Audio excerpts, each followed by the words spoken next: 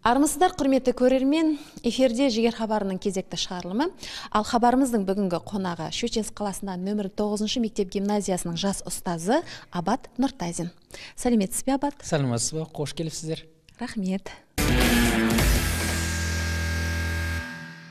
Абат, енді мына ұстаздыққа қалай келдіңіз? Оған дейін немен айналыстыңыз? Бұл ұстаздыққа келген себебім 9 сынып бітіргеннен кейін біздің жас түлектер барлығы жоғарғы оқу орындарына, колледждерге түсе бастады. Сөйтіп сыныптағы ешкім қалмағандықтан енді менің амалым болған жоқ. Оның алдында мен музыкамен айналысып жүрдім. 9 сыныпқа дейін ән айтып, шырқап, облыстарға, райондарға шығып жүрдім. Шолпан Сатыбайын деген ұстазым болды. Сол кісі айтты, сенен жақсы ұстаз шығады, сенен жақсы әнші шығады, инструментті жақсы ойнайсың, домбыра деп сөйтіп алып кеткен еді.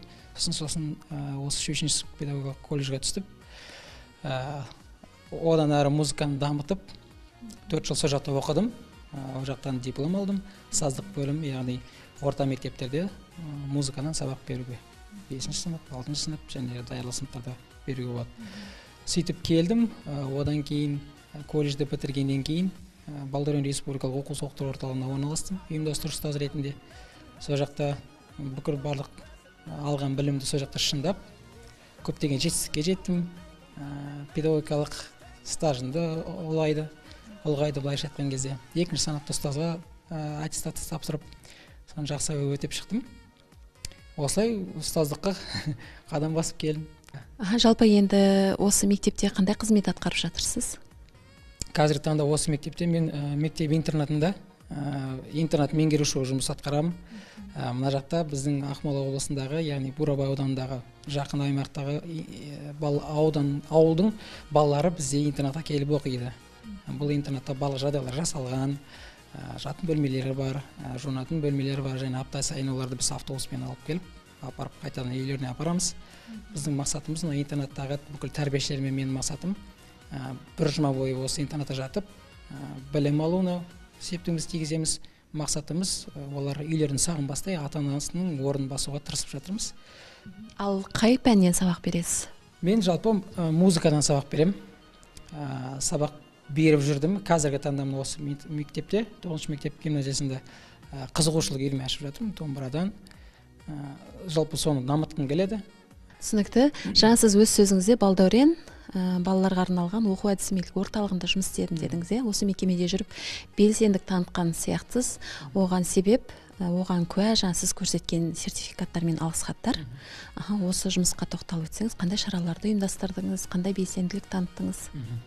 Балдәурен республикалық оқу-сауықтыру орталығына мен 2012-де келген, жас маман болып, сол жақтан біраз еңбек атқардық, жетістіктеріміз бар, жұмыс жақсы атқарып, әйтеуір ұстаздардың арасында озат болып тырыстық енді. Одан кейін сосын бізге ұсыныс түсті, Қазақстанды Ресейге шақырып жатыр екен, жарыс болайын деп жатыр, фестивальдар болайын деп жатыр деді. Сөйтіп 2012 жылы бір рет бардым, 2016 жылы бір рет бардым тағы да. Қай елді мекен жерге барсам, үнемі Ресей Федерациясы шығып жатырдық. Владивосток қаласына, Қара теңіздің жанында Сочи деген, соның қасында Орленок, бүкіл Ресейге Орленок деген бар. Сол жақта фестиваль өтті. Ол жақта біз 150 адам болдық. Жалпы айтқан кезде қатысушылар 5-6 мемлекет болды. Солардың ішінен фестивальдің арасында 10 медаль разыгрывать етті. Ойнатылды. Соның екеуін біз Қазақстанға алып кеттік, біреуі менде, және тағы бір жан досым бар, сол қалада. Балдәурен атынан шықтық, біз бір ұжым болып 10 адам бардық. Кейін 2016 жылы Владивосток қаласына бардық, онда бүкіл Ресейлік океан бар. Сол жақта Вожатский команда деген фестиваль болды. Ол жақта біз ән жағынан, би жағынан, творчество жалпы айтқан кезде спорт жағынан қатысып, 2-ші, 1-ші, 3-ші орындар алып келдік, жүлделі орын. Мында аспаптардың түр-түрін көріп отырмыз. Осы аспаптардың барлығы өзіңізге тиесілі ме? Иә, домбыра, гитара. Гитараны уже 4 жыл болды. Алған мынау саксофонды мен 1 жыл үйреніп келетім. Бұдан дамып жатырмын. Домбырадан енді кішкентай кезден үйден бар. Осы аспаптар арқылы қандай да бір үйірмелер аштыңыз ба балалар үшін? Иә, домбыраны аштым. Саксофонға әлі ерте, оны кішкене профессионал түрде интернет арқылы, бір ұстазым бар, сол ұстаз арқылы бүйтіп барып, кружогына барып, өзімді біраз үлесімді қосып, ол маған үйретіп, қалай ұстау керек, қалай өрлеу керек деген секілді, сол ноталар қалай болу керек, соның бәрін үйретіп жатыр. Әлі енді профессионал түрде үйренгім келіп жүр. Оны дамытқым келеді, үйреткім келеді. біздің мектебімізде, интернатымызда 9 мектептің гимназиясының атында мүлдем жоқ дүние, енді бар болсын, осы жақта болсын, осы жақта кішкене дамысын. Сондай мақсатта үйреніп жатырмын. Біздің көрермендеріміз үшін бір әуен орындап берсеңіз саксофонда. Ойнап берейін, енді көрермендеріміз біздің енді қатты сынбайтын шығар. Біраз үйренген нәрсемді ойнап көрейін. Штукка мына жерде трос деген бамбуковый болады, бамбук пластик болады. Осы арқылы звук шығады, дыбыс шығады осы арқылы.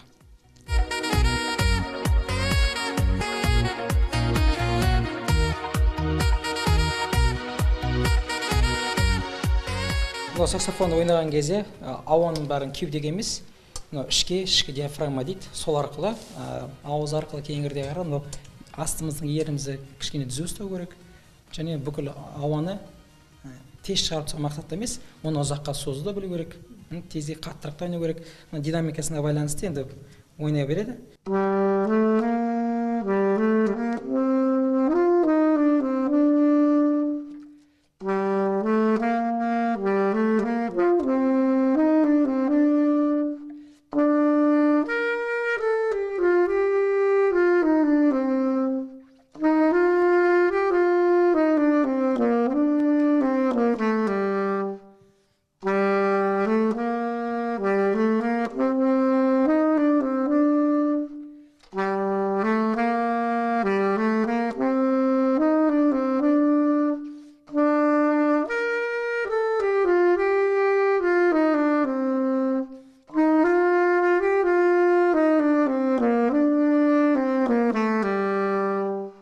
Алабат мұғалімдік қызметіңізге оралсақ, жалпы ұстаз ретінде қандай қағиданы ұстанасыз?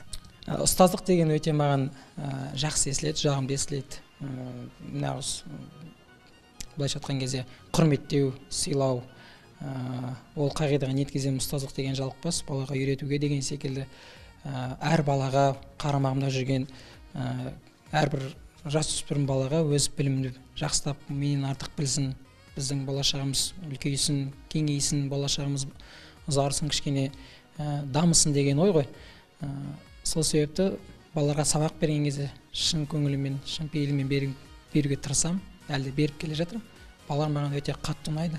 Балалармен жұмыс істеген өте қызықты, керемет. Жалпы енді жасөспірімдердің жеке тұлға ретінде қалыптасуында не маңызды деп есептейсіз? Менің ойымша ең бірінші жанұядан алған тәлім тәрбие, папасы мен мамасы берген, атасы мен әжесінің қолында өскен, сол тәрбие ең маңызды, ең былайша айтқан кезде фундаментін қою. Одан кейін барып даярлық сыныпқа барған кейін ұстаздардың жаңағы жасөспірімнің жетілуіне ең бастысы оның ішіндегі талғамы, ұстаздың берген, бойына берген білімі. Қазіргі білім жарысатын нағыз заман ғой, күш сататын емес. Кішкене намысшыл болу керек, кішкене патриот болу керек, іште кішкене бір жаңашырлық болу керек. Ертең өскеннен кейін оларға азамат болу үшін, ертең әскери борышын өтейтін нағыз түйір жігіттей болу керек. Мысалы, қыздарымыз да сыпайы болу керек. Рахмет Абат, хабарымыз үшін берген сырлы сұхбатыңызға алғыс айтамыз. Ұстаздық жолында жетістіктеріңіз бұдан да арта берсін, көбейе берсін деген тілекпен хабарымызды осымен тамамдаймыз. Рахмет. Сізге де рахмет. Келесі жүздескенше аман сау болыңыздар, құрметті көрермен. Іздегенде табылатын қасыңнан, көңілі бар қызғалдақтай ашылған, көріспесек сағыныштан жүдейтін, кім бар екен бала күнгі досыңнан. Жан досым, үстем болсын мерейің, мерейің әрқашан, жеңісіңді көрейін, жырымызда бітпесін, сырымызда бітпесін.